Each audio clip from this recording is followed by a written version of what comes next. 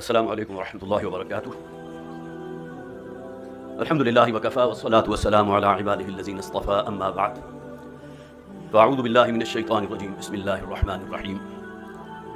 رب اوزعنی ان اشکر نعمتک التی انعمت علی وعلی والدی وان اعمل صالحا ترضاہ واصلح لی فی ذریتی انی تبت الیک وانی من المسلمین۔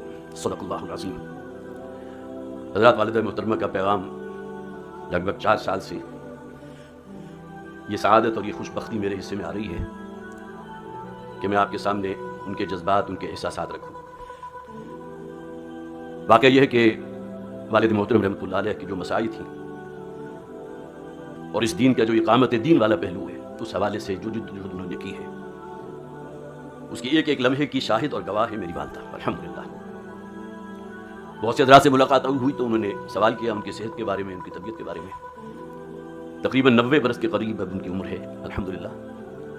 لیکن اللہ کا بڑا خصوصی فضل ہے، اس کا بڑا کرم ہے کہ نہ صرف یہ کہ وہ چلتی پھرتی ہیں، رفیقات سے ملاقاتیں کرتی ہیں، افہام و تفہیم اور تذکیر کا کام کرتی ہیں، بلکہ تنظیم اسلامی کا جو ایک آفس ہے خواتین کے لیے، اس میں باقاعدہ ہفتے میں 2 دن حاضر بھی ہوتی ہیں۔ میں سمجھتا ہوں یہ سب جو ہے آپ حضرات کی دعاؤں کا نتیجہ ہے۔ اب جو تحریر انہوں نے میرے حوالے کی تھی، اب میں آپ کو وہ پڑھ کر سناتا ہوں۔ محترم رفقائے تنظیم اسلامی، السلام علیکم ورحمۃ اللہ وبرکاتہ۔ میری آج کی یہ تحریر شاید آپ کو کچھ بے ربط اور بے ضابطہ سی نظر آئے۔ اس کو صرف اسی تناظر میں سنیے کہ یہ صرف میرے جذبات اور احساسات ہیں کہ جو میں آپ کے ساتھ شیئر کرنا چاہتی ہوں۔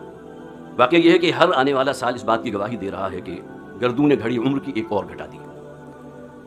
درازی عمر کے تقاضوں میں کمزوری اور کم ہمتی کا تقاضا بھی شامل ہے۔ خود کو کسی قابل نہیں سمجھتی، اپنی بساط بھر کچھ پڑھ بھی لیتی ہوں، کچھ سن بھی لیتی ہوں، اور آج کل کے موجودہ حالات میں فلسطین کے مسلمانوں پر جو ظلم و جور ہو رہا ہے، اس پر دل جو ہے خون کے آنسو ہوتا ہے۔ آگے بڑھ کر کچھ کرنا چاہتی ہوں لیکن کر نہیں پاتی۔ یا رب، یہ کیسی بے بسی ہے، کیسی بے کسی ہے۔ میں خود نہ صحیح، میری جماعت، میرے بچے، ان کی اولادیں، ان میں سے کوئی تو ہوتا جو اپنے سر کٹواتا ہے، زخمی ہوتا، کسی زخمی کو سہارا دیتا، اور اسی طرح بھاگ دوڑ کرتا جس طرح فلسطینی مجاہدین بھاگتے دوڑتے نظر آ رہے ہیں۔ شہید یا غازی کا کوئی فقیہ لیبل بھی اس کے ساتھ منسلک ہو جاتا۔ آج ہم بہت بے بس اور مجبور ہو چکے ہیں۔ ہمارے نبی صلی اللہ علیہ وسلم نے آج کے حالات کے تناظر میں 1400 برس پہلے ہی خبردار کر دیا تھا کہ میں بہت سے فتنے دیکھ رہا ہوں جو تمہارے گھروں میں اور ان کے آنگن میں بارش کے قطروں کی طرح گریں گے۔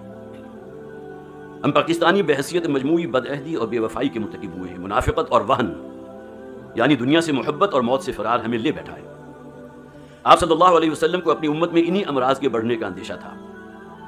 ایک موقع پر آپ نے فرمایا تھا صلی اللہ علیہ وسلم، اللہ کی قسم مجھے تم پر فقر کا خوف نہیں، میں اس سے خوفزدہ ہوں کہ دنیا تم پر کھول دی جائے گی جیسے تم سے پہلے لوگوں پر کھولی گئی، اور تم اس سے محبت کرنے لگو گے جیسے کہ اس سے پہلے لوگوں نے، پہلی قوموں نے محبت کی، اور یہ دنیا پرستی تمہیں اسی طرح ہلاک اور برباد کرے گی کہ جو معاملہ پہلے لوگوں کے ساتھ ہوا تھا۔ اس نوع کے حدیث کے مصداق موجودہ حالات کو دیکھتی ہوں تو ڈر جاتی ہوں۔ اللہ تعالیٰ سے دعائیں مانگتی ہوں کہ اللہ ہمیں اپنے عذاب سے ہلاک نہ کرنا۔ اللہم لا تقتلنا بغضبک ولا تہلکنا بعذابک وعافنا قبل ذلک۔ ہمیں شہادت کی موت عطا فرما۔ اے پروردگار، ہم تیرے دین متین کو قائم کرنے کی ایک ادنا سی کوشش کر رہے ہیں، اسے قبول و منظور فرما۔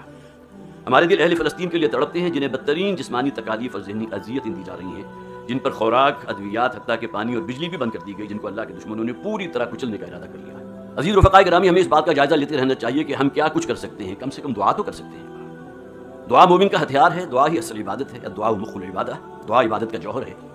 ہم ایسی پرخلوص دعا کا سہارا لیں جو خلوص دل سے توبہ کر کے مانگی گئی ہو، یہ شرط لازم ہے اس کی دعا کی۔ رو رو کر اپنے رب سے التجائی کریں، قنوت نازلہ کا اہتمام کریں، اور گھر والوں کی بھی اس کی تاکید کریں۔ پیارے نبی صلی اللہ علیہ وسلم نے جنگ کے حالات میں خاص طور پر بڑی طویل اور لمبی دعائیں مانگی۔ بدر کے موقع پر آپ نے بہت درمندی سے رو رو کر اپنی قلت تعداد و اسباب پر اپنے رب کو مدد کے لیے پکارا۔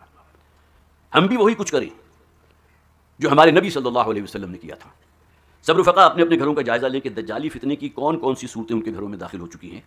موبائل فون کا فتنہ تو ہر گھر میں موجود ہے، ایک نہیں بلکہ کئی کی تعداد میں موجود ہے۔ اہل خانہ کو اور خود کو اس کی ہلاکت خیزی سے بچانے کے لیے کیا کیا طریقے اختیار کیے جائیں، آپ خود سوچیں اور اس کا حل تلاش کریں، اور اپنے اہل خانہ کے ساتھ خاص طور پر کتب احادیث جس میں باب الفتن ہے اور سیرت صحابہ کا مطالعہ کیجیے۔ اپنے گھروں کا جائزہ اس پہلو سے بھی ضرور لیجیے کہ کیا ہمارے بچے دنیاوی تعلیم کے ساتھ دینی تعلیم بھی حاصل کر رہے ہیں یا نہیں، دینی شاعر کا اہتمام کر رہے ہیں یا نہیں۔ اگر جواب نہیں میں ہے تو سمجھ لیں یہ وہ بہت ہی غیر محسوس طریقے کے ساتھ مادہ پرستانہ سوچ اور فتنہ دجال کے زیر اثر آ رہے ہیں۔ تو میں دینی حمیت پیدا کرنے کے لیے انہیں اپنے اسلاف سے جوڑنے کی کوشش کریں، سیرت النبی، سیرت صحابہ، ائمہ اربعہ، تاریخ اسلامی کے نامور شخصیات کی زندگیوں کا مطالعہ کروائیں، ان میں جذبہ جہاد اور جذبہ شہادت پیدا کریں، انہیں دجالیت اور صہیونیت کے فتنے سے متعارف کرائیں، تاریخ بنی اسرائیل اور تاریخ امت مسلمہ کا مطالعہ کرائیں، کھیل کود سے نکالیں، خودارہ نکالیں۔ فلسطینی بچوں کی زندہ مثالیں ہمارے سامنے موجود ہیں، ان سے قرآن کی محبت اور جذبہ جہاد مستعار لے کر اپنی اولاد میں منتقل کریں۔ عزیزان گرامی، یہ ہیں آپ کے کرنے کے اصل کام جو آپ کو مستقل بنیادوں پر کرنے ہیں۔ اللہ تعالیٰ آپ کو ہمت عطا فرمائے۔ عزیزان گرامی، دل بہت افسردہ ہے، مسلمان کا بھائی ہے، یہ ایک حقیقت ہے کہ اسے مشکل میں نہیں چھوڑنا چاہتا۔ ہمیں لگتا ہے اور محسوس ہوتا ہے کہ اہل فلسطین بڑی آزمائش میں ہے، حالانکہ غور کیا جائے تو ہم اس نتیجے پر پہنچیں گے کہ اصل میں ہم آزمائے جا رہے ہیں کہ ہم میں سے کون ہے جو اپنے اندر کوئی تنقیدی تبدیلی پیدا کرے اور اپنے آپ کو اللہ کی فرما برداری میں دے۔ سب خاموش ہیں، ہمارے لیڈران اگلے الیکشن میں کی تیاریوں میں مگن ہیں، جن کے اپنے مفادات ہیں، ویسٹڈ انٹرسٹس ہیں۔ پاکستان ایٹمی طاقت ہونے کے باوجود باطل کے سامنے کلمہ حق تک کہنے کو تیار نہیں۔ زمانہ مختلف ادوار کا شاہد رہا ہے، وقت ایک سا نہیں رہتا۔ آج موقع ہے ہم از سر نو اپنی مصروفیات، اپنی فکر مندیاں اور اپنی پلاننگ کا جائزہ لیں، اپنے لیے کچھ اہداف طے کریں، اللہ سے مدد مانگتے ہوئے اس کی طرف لپکیں۔ ففروا الی اللہ انی لکم منہ نذیر مبین۔